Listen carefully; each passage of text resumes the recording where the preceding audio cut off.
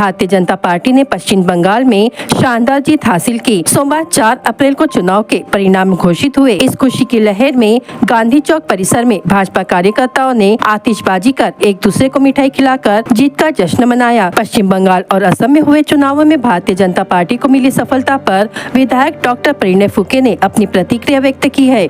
उन्होंने कहा कि यह परिणाम केवल राजनीतिक जीत नहीं बल्कि जनता का स्पष्ट संदेश है। उन्होंने कहा कि इन चुनावों में जनता ने साफ तौर पर दिखा दिया है कि हिंदू समाज का खच्चीकरण, मुस्लिम तुष्टीकरण, जातीय विभाजन, अपराधियों का महिमा मंडन और कुछ परिवारों को लाभ पहुंचाने की राजनीति अब स्वीकार्य नहीं है। मतदाताओं ने विकास, सुरक्षा और राष्ट्रहित को महत्व देते हुए भारतीय जनता पार्टी पर भरोसा जताया है। डॉक्टर फुके ने इस जीत का श्रेय देश के प्रधानमंत्री नरेंद्र मोदी के दूरदर्शी नेतृत्व, केंद्रीय गृह मंत्री अमित शाह के संगठन कौशल और पार्टी नेतृत्व के मार्गदर्शन को दिया। देश भर में बढ़ते जनाधार को देखते हुए उन्होंने विश्वास जताया कि आगामी समय में अन्य राज्यों में भी भाजपा और अधिक सशक्त होकर उभरेगी। बघा, असं आहे की पश्चिम बंगाल ही निवडणूक आम्ही हिंदुत्वावर लढलो आणि ज्या प्रकारे मोठ्या प्रमाणात बांगलादेशी घुसपेटी पश्चिम बंगालमध्ये घुसून त्या लोकांचा हक्काचं जमीन असणार, त्या हक्काच्या योजना असतील, त्या हक्काची निधी असणार,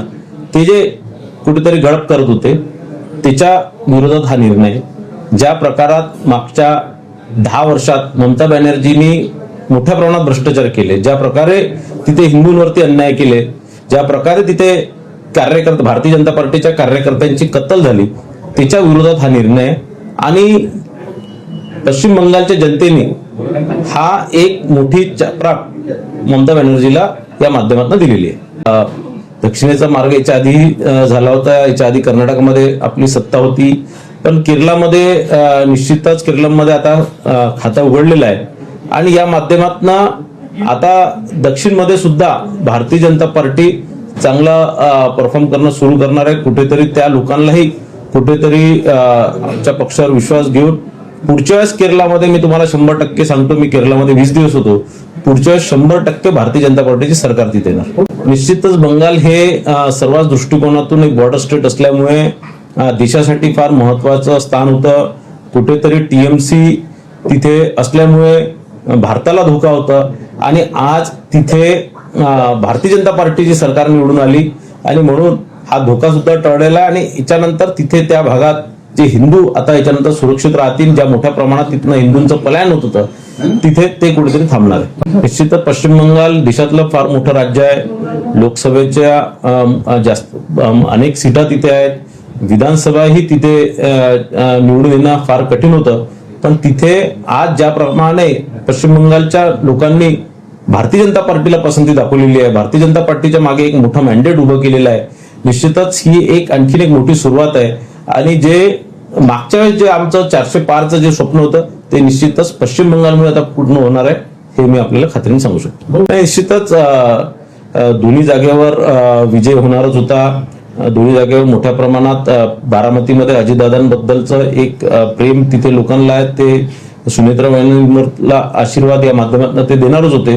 राहुरीलाही त्याच प्रकारे करडिलींवरती प्रेम तिथे होतं, एक श्रद्धांजली म्हणून दोन्ही जागेवर लोकांनी मतदान केलं आणि बहुमताने दोन्ही निवडून आले।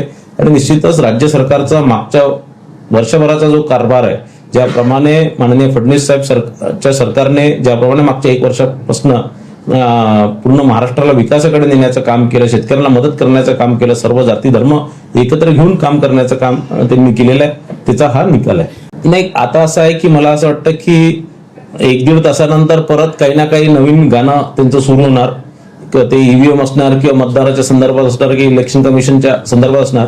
कारण कसं काही निकाल आला भाजपकडे जर कौल आला तर यांचे उत्तर आणि यांचे मीडियामध्ये देणारे बाईट ह्या फिक्स असतात। मागच्या अनेक वर्षाचे जेही बाईट निवडणुका तिथे हरल्या आहेत, तिथे त्यांच्या चॅनल पुढे काय बोलायचं हे त्यांना माहित आहे, तर तोच मला वाटतं घिसीपिटे टेप तेच चालू राहणार आहे।